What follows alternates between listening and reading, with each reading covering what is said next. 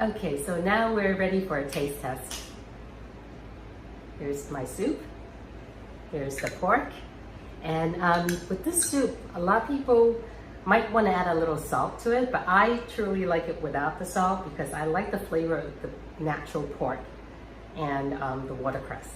But some people do add a little salt. Sometimes I have soy sauce on the side so that I can dip the pork into the soy sauce, and it's tasty that way.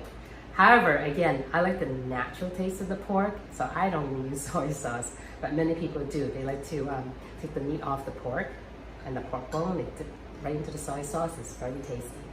So, bon appetit. Nice and warm. So if you like, subscribe and let me know what you think. Thank you.